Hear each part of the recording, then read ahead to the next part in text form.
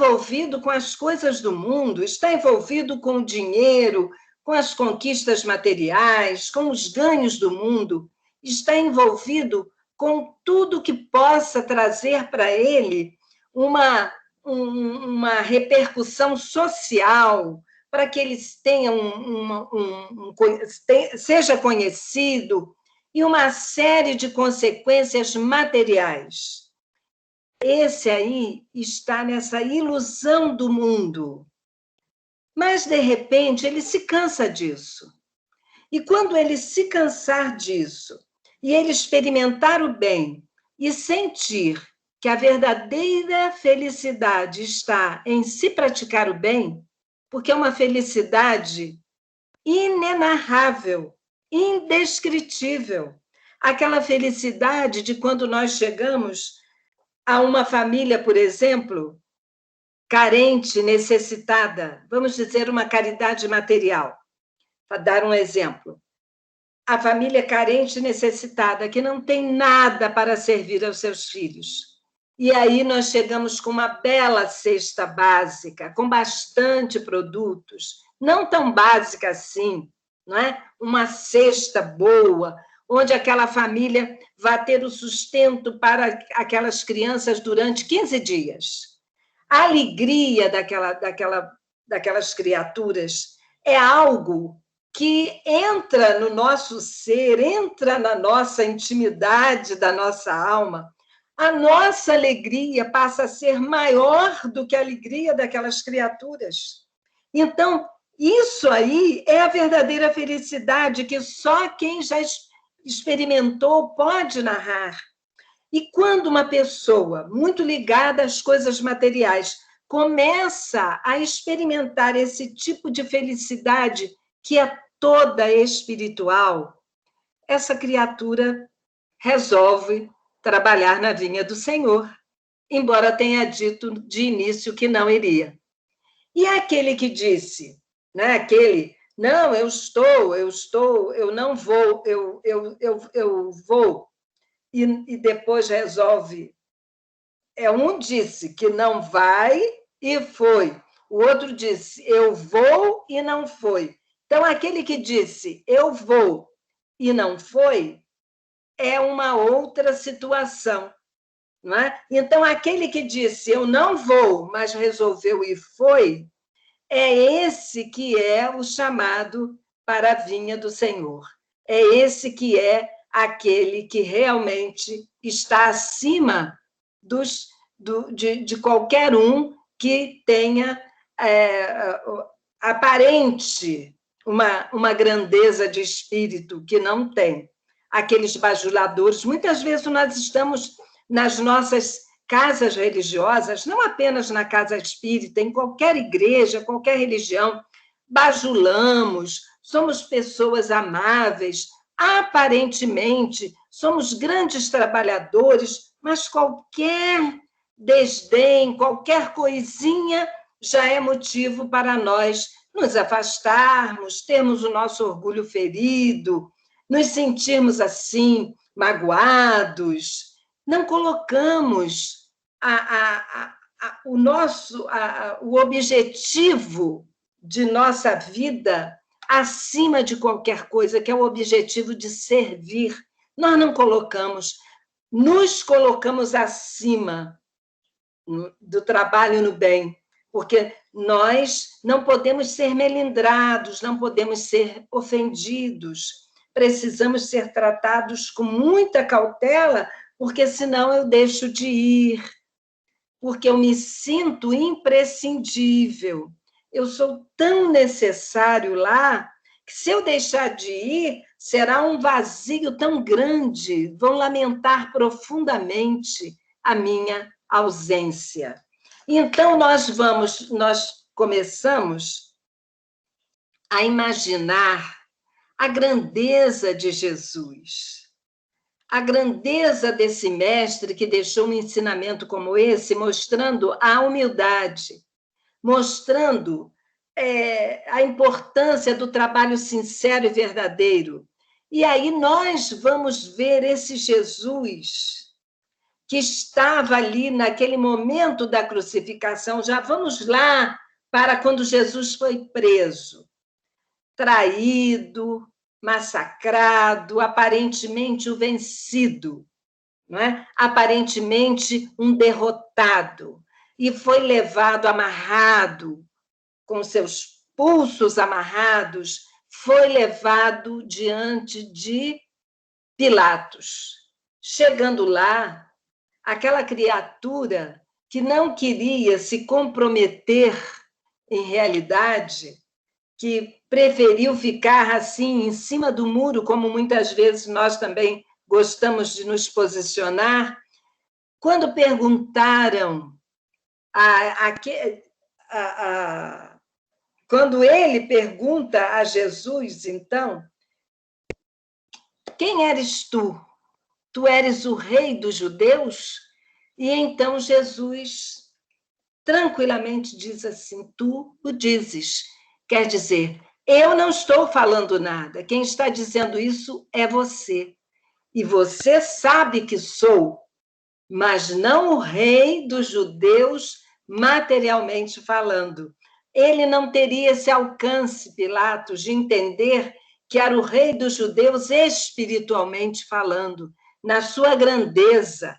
Era o arquiteto da terra que estava ali, aparentemente aquele homem amarrado, vencido, um corpo machucado, ultrajado, ensanguentado, era ele que estava ali, aquele que teria o poder de fazer paralisar a multidão, caso ele quisesse, assim como ele fez com a natureza, com os ventos, com o mar, porque ele tinha magnetismo para isso, porque ele conhecia e conhece todos os detalhes da natureza terrena, assim como nos conhece profundamente, desde que éramos simples amebas, e nos conhece, sabe do que somos e do que não somos capazes. Jesus sabe, não é? Ele é o guia e o modelo da humanidade diante daquela autoridade terrena fugidia de uma autoridade tão rápida, porque qualquer autoridade terrena passa tão rapidamente. Se nós formos lembrar de governantes nossos do passado, muitos desencarnados e outros ainda encarnados, quem são essas criaturas quando perdem o poder momentâneo, se tornam pessoas comuns, porque não têm muitas vezes a estrutura moral para ser uma pessoa diferenciada. E assim era o Pilatos, assim foi Herodes, assim foi Anás, Caifás e tantos outros. Assim foram. E aí Jesus, que podia paralisar aquela multidão, simplesmente se deixou tranquilo nas mãos de Pilatos e nas mãos da multidão. Então, Pilatos fez a grande pergunta naquele momento, porque queria ficar em cima do muro. Ele perguntou: que fazer de Jesus chamado o Cristo? Porque antes a turba já estava gritando: solte Barrabás, que era um criminoso conhecido. Solte Barrabás, prenda Jesus. E aí, Pilatos, bom, é o povo que está decidindo, que fazer então de Jesus chamado Cristo? E aí, então, o povo gritava com todas as forças: crucifica-o, crucifica-o. Muitos de nós estávamos ali, gritando, ajudando a essa multidão, pedindo a crucificação de Jesus. Sabe-se lá, mas muitos provavelmente estivéssemos por lá naquela atitude criminosa, infeliz. E foi aí que tudo começou. E aí, nós estávamos lá naquela época, mas agora já procuramos nos posicionar em outra situação na nossa vida. Já não somos mais aqueles que estamos gritando: crucifica Jesus. Não estamos mais verbalizando: crucifica Jesus. Já saímos dessa faixa, mas será que com as nossas atitudes e com as nossas posturas, muitas vezes não estamos ainda gritando que Jesus seja crucificado? Quando a vida nos pergunta que fazer de Jesus chamado Cristo. Se eu tenho uma caneta, é para escrever. Se eu tenho um computador, é para digitar, é para fazer trabalhos online, é para navegar na internet. Se eu tenho uma faca, é para cortar, para me ajudar na cozinha, nos instrumentos, em necessidades domésticas diversas. E se eu tenho Jesus? E se eu tenho a doutrina espírita? Fazer o quê com Jesus e fazer o quê com a doutrina espírita? Usar como um crachá no meu peito? Usar como um outdoor onde eu diga: eu sou cristã espírita, eu sou espírita cristã, como queiram? Será que é isso? Ou será que é para, tendo introjetado essas verdades, me posicionar de forma diferenciada nesse mundo de atropelos e de dificuldades diversas?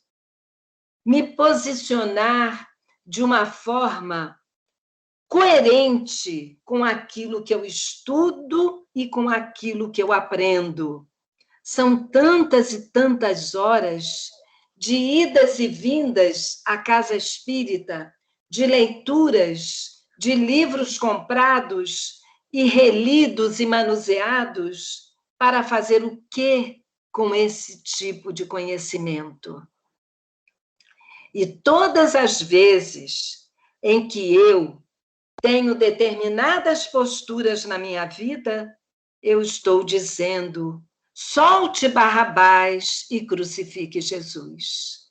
Por exemplo, meus irmãos queridos, quando nós estamos na posição de ociosidade, que não aceitamos nenhum tipo de tarefa, sempre nos achamos incompetentes para as tarefas, por pequeninas que sejam, tarefas que vão auxiliar a nossa instituição, que vão auxiliar as pessoas.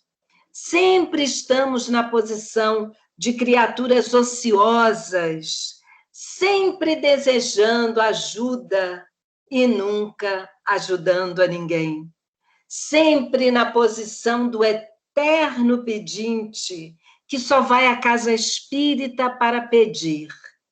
Eu vou para pedir pela minha família, eu vou para deixar meu nome para a reunião tal, para a vibração, para a desobsessão. Eu vou para pedir para os meus filhos, para o meu marido, para os meus netos, e assim nós vamos, pedindo, pedindo e pedindo. Certa feita, em nossa casa, eu me lembro bem de uma criatura que, durante anos a fio, ela sempre chegava como se ela fosse uma visita à casa espírita, à nossa casa. Ela chegava, participava, ouvia, recebia o passe, tomava sua água fluidificada, deixava seu nome, nome da sua família e ia embora, sempre pedindo. Até que um dia ela mesma despertou e começou a a aceitar as tarefas que eram oferecidas. E um dia, numa reunião nossa, em grupo, ela declarou que ela se sentia antigamente, no início, como se ela estivesse na porta, em pé, na porta da instituição, vendo todo mundo trabalhar e ela apenas observando. Até que, em um dado momento, ela, como mais uma formiguinha, entrou e fez parte do formigueiro, ajudando a carregar as folhinhas para alimentar a todos que ali estavam.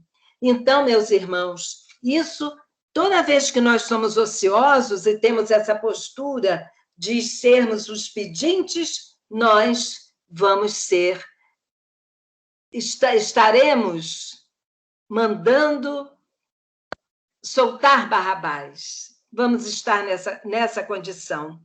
Quando nós também somos aquelas criaturas vaidosas. Quantas e quantas vezes nós somos vaidosos? Quantas e quantas vezes nós queremos estudar, aprender, ler, apenas para nos estudos em grupo, relatarmos o nosso conhecimento, como se fôssemos os donos da verdade, nós sempre sabemos mais, lemos mais, memorizamos mais as perguntas do Livro dos Espíritos, as questões do Evangelho. Nós temos uma memória ótima e mostramos uma intelectualidade espírita.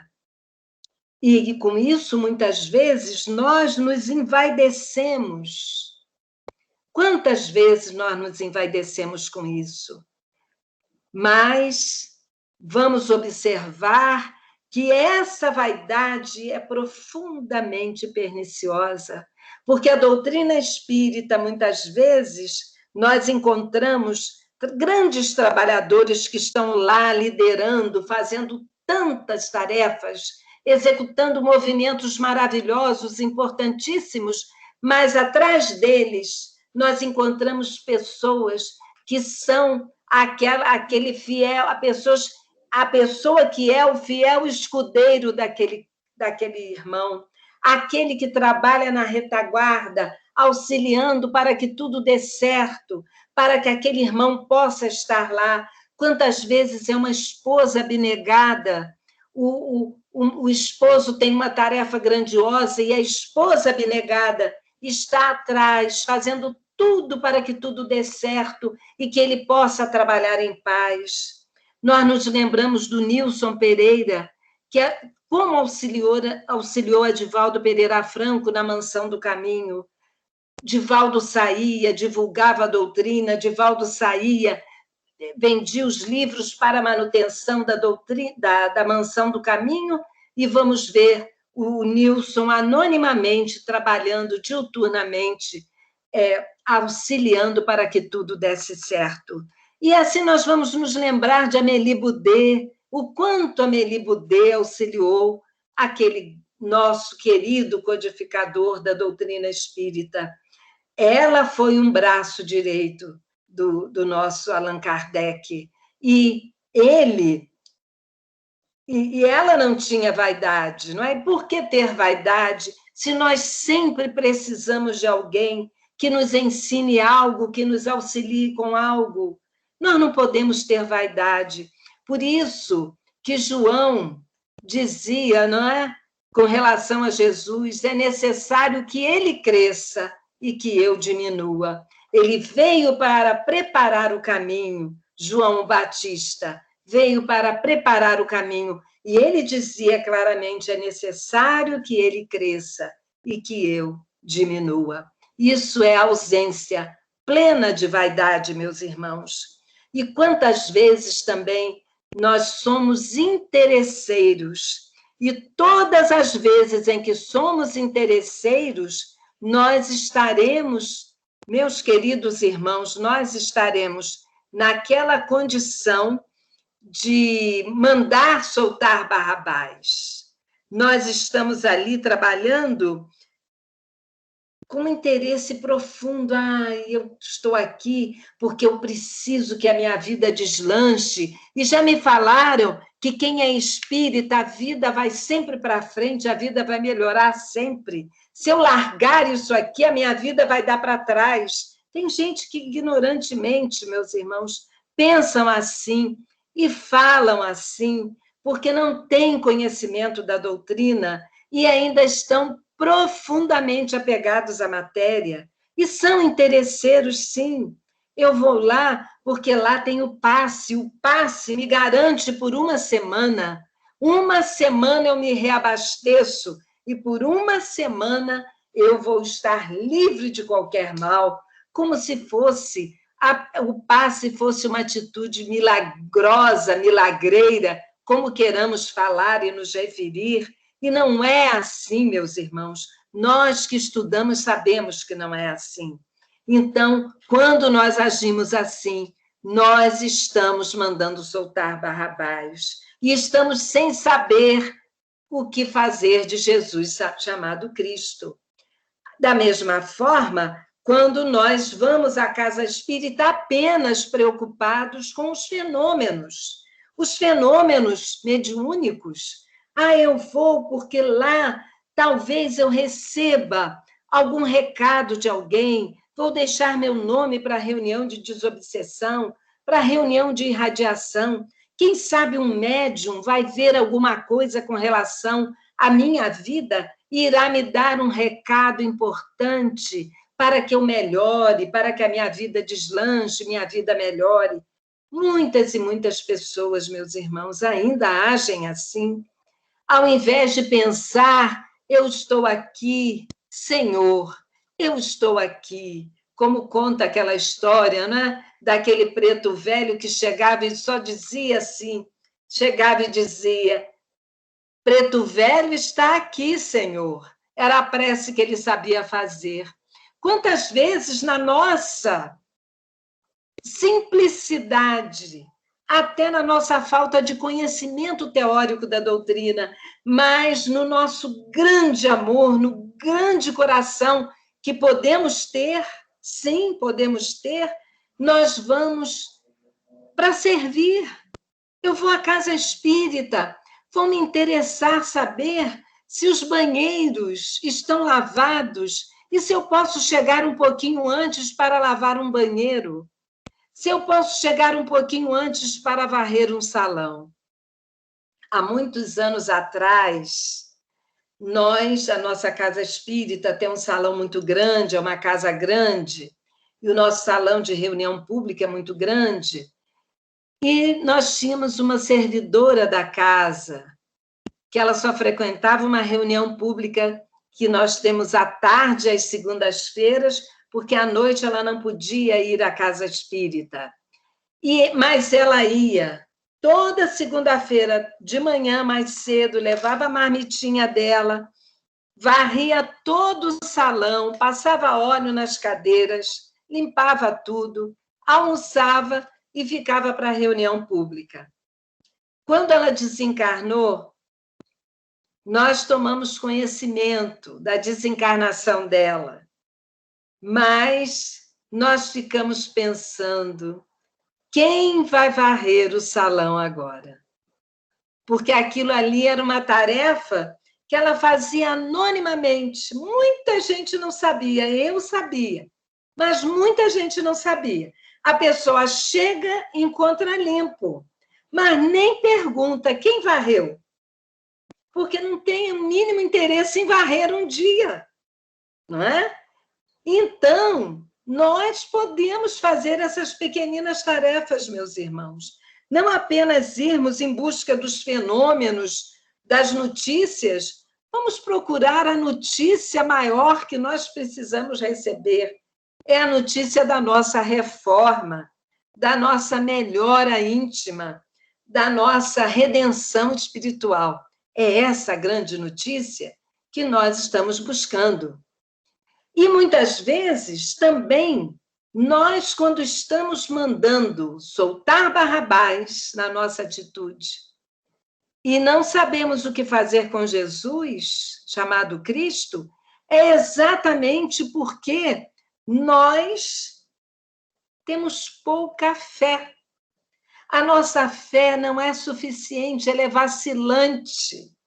A gente crê e descrê ao mesmo tempo. E crê e descrê, muitas vezes, exatamente porque nós achamos que ainda estamos assim, querendo as coisas materiais mais que as coisas espirituais. Meus irmãos, nós precisamos das coisas materiais, sim. Nós precisamos ter nossa casa. Quem puder ter seu carro pode ter, deve ter, para facilitar. Nós precisamos cuidar do nosso corpo. Nós precisamos, sim, mas nós não podemos ser escravos das coisas materiais e colocar as coisas materiais como as coisas mais importantes e necessárias da nossa vida. Isso é exatamente o que nós não podemos e não devemos fazer. Então, a nossa fé pode ser vacilante. As coisas não estão tão bem, então eu creio e descreio.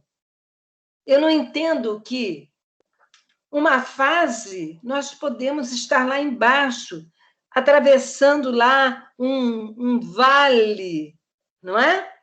Mas daqui a pouco nós estaremos subindo novamente o monte, como nós temos lá no livro Obras Póstumas de Allan Kardec, uma lição chamada O Caminho da Vida. Aquela lição é muito importante que nós leiamos, porque vai nos mostrando que nós entramos, de repente, em florestas fechadas, daqui a pouco nós entramos numa clareira, daqui a pouco nós subimos, estamos vendo quem vem lá embaixo, daqui a pouco nós descemos. Essa é a nossa vida, é o caminho da vida.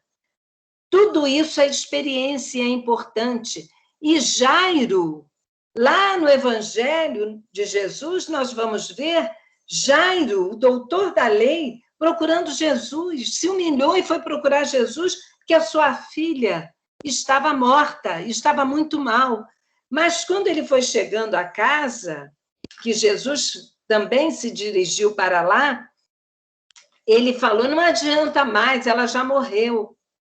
Ele não acreditava e Jesus dizia: vamos. Jesus sabia que ela não estava morta. Não é? E chegando lá, Jesus, as pessoas acreditam que Jesus ressuscitou a menina. A menina não estava morta, não havia morrido ainda. Estava passando por um processo, provavelmente, de letargia, catalepsia, alguma coisa que Jesus, ainda o perispírito não havia se desprendido do corpo, porque Jesus não transgredia as leis da natureza. Ele respeitava as leis da natureza e as leis de Deus. Então, quando, muitas vezes, nós somos como Jairo, nós não agimos como centurião, aquele homem que Jesus disse que nunca havia visto uma fé tão grande como a dele, aquele centurião que mandou que o escravo fosse, o seu empregado fosse buscar Jesus e pedir a Jesus que de lá mesmo curasse o seu empregado que estava doente, porque não precisava ir à casa dele, porque ele era um homem que era um militar que tomava conta de vários soldados e todos o obedeciam, e ele sabia que Jesus também poderia, de longe, ser obedecido e que o seu empregado ficasse curado. Então, Jesus percebeu que a fé desse homem era muito grande. Ele sabia do poder de Jesus à distância, que Jesus não precisava estar ao lado, que o pensamento, a vibração, a energia de Jesus era grandiosa demais. E todas as vezes, meus irmãos, que nós falhamos com a nossa fé, nós estamos mandando soltar Barrabás e estamos sem saber o que fazer de Jesus chamado Cristo.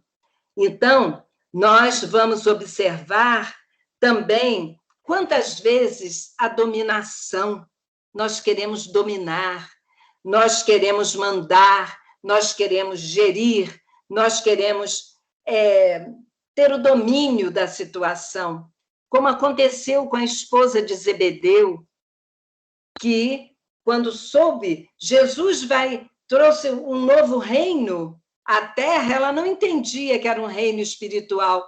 E então, o que fez ela? Ela imediatamente pensou em pedir para os seus 2 filhos que um se sentasse à direita e outro à esquerda, quando ele tomasse o poder. E aí foi quando Jesus disse: será que eles serão capazes de beber do meu cálice? Quer dizer, não vai ser fácil. O meu poder não é esse poder que você está imaginando. O meu poder é de luta, de dores, muitas vezes, porque não é fácil fazer o bem num mundo onde o mal ainda predomina sobre o bem, que é um mundo de provas e expiações. Então, na Terra, o preço do amor é um preço muito alto. Amar, renunciar, ter abnegação na Terra é um preço muito alto, meus irmãos, e ainda nos custa muito. Quantas e quantas vezes nós estamos presenciando aqueles abnegados trabalhadores no início. Nós sabemos, no início do espiritismo no Brasil, nós ficamos tomando conhecimento de tantos e tantos trabalhadores que criaram as primeiras casas espíritas, que tiveram seus nomes registrados na polícia, porque era tão difícil. As casas eram fechadas. Esse livro de presença é um livro que foi exigido pela polícia da época para saber quem frequentava a casa espírita. Foram criaturas que tiveram que renunciar a tanta coisa em nome do amor, em nome de Jesus, chamado Cristo, porque não queriam mais ver o Cristo crucificado. O Cristo nosso, o Cristo do Espírita, já desceu da cruz há muito tempo. Ele não está na cruz, ele está entre nós. E nós precisamos segui-lo, tê-lo como nosso amigo, como um grande amor na nossa vida. E como aconteceu na estrada de Emaús, no caminho de Emaús, lá do Evangelho de Jesus. Não vamos fazer como aqueles 2 homens, 2 discípulos, que distraidamente foram conversando acerca de Jesus, dos acontecimentos da crucificação, mas não prestaram atenção de que um viajor estranho estava acompanhando, os estava arguindo e entrando na conversação deles, e eles continuaram conversando, incluindo até aquele homem estranho ali, mas sem prestar atenção naquele homem. Vamos prestar atenção a todas as oportunidades que nós tivermos, as pessoas que se aproximem de nós, as criaturas que cruzem o nosso caminho. Cruzam não é por um mero acaso, cruzam por uma grande necessidade evolutiva delas e nossa. Então, meus irmãos, vamos prestar atenção, não vamos ser distraídos como eles, que permitiram que só quando chegaram à entrada de Emaús, que aquele homem iria seguir em frente, e que eles dobraram e ofereceram para que ele pernoitasse com eles, já que já era noite, e ele então voltou. E ao sentarem-se e para fazerem a merenda, a refeição, quando aquele homem abençoou o pão e partiu o pão, foi que eles perceberam que aquele era Jesus, que havia caminhado 11 quilômetros com eles e eles não se haviam dado conta. Não vamos nos distrair, meus irmãos. Jesus já saiu da cruz. Para nós não existe mais aquele crucificado. Ele está entre nós e ele está conosco no infeliz do caminho, na criança carente, no filho dentro de casa, no esposo difícil, na esposa difícil, no parente enfermo, naquele que exige de nós compreensão, dedicação. Ele está entre nós no chefe difícil. Em todos esses lugares, Jesus está conosco. E vamos então ver como nos dirigimos e tratamos essas criaturas na experiência diária, meus irmãos. Não podemos ser como os fariseus que tinham uma atitude no templo e que tinham outra na intimidade da vida, que eram os chamados túmulos caiados. Não podemos ser túmulos caiados. Seja o nosso dizer sim, sim, não, não. Sejamos nós, sempre nós, cristãos verdadeiros, espíritas convictos, sabedores da postura que precisamos tomar no nosso dia a dia. E por isso, Chico, em uma das cartas que ele escreveu ao Vantuil, que era o presidente da federação, que está lá naquele livro Testemunhos de Chico Xavier, da Sueli Caldas Schubert, Chico tem um trecho onde Emmanuel, através dele, coloca assim: nosso serviço não é de propaganda, é de construção.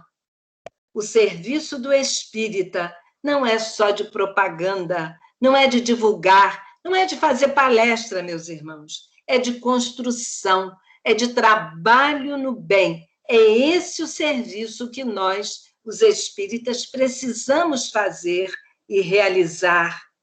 Não é apenas de divulgar, falando. Falar é muito fácil, meus irmãos. Falar, basta que eu estude, que eu tenha um pouco de facilidade de expressão, todos podemos falar. Até aquele que não seja espírita, se tiver o dom da palavra, estudar uma página espírita, poderá falar muito bem acerca daquela página da boca para fora. Mas a convicção, a construção, né? Aquilo não é só divulgar, é construir o evangelho no dia a dia. E quando o mundo nos perguntar que fazer de Jesus chamado Cristo, nós não dizermos solte Barrabás, crucifica Jesus. Não vamos engrossar mais essas fileiras, meus irmãos. Vamos retomar, vamos buscar na simplicidade da nossa existência, na simplicidade, muitas vezes, da nossa ignorância ainda, o bem, porque nós sabemos que Deus faz o bem através do próprio homem. Os espíritos se utilizam das mãos humanas para que o bem seja feito, seja realizado. Vamos então, meus irmãos, colocar as nossas mãos à disposição do bem na Terra, a fim de que esse mundo possa ser um pouco melhor. Muita paz, meus irmãos, que Jesus nos abençoe e fortifique a cada um que teve pacientemente esse tempo para me dar tanta atenção. Muito obrigada a todos pela atenção, pelo carinho, pelo convite. Muita paz, meus irmãos.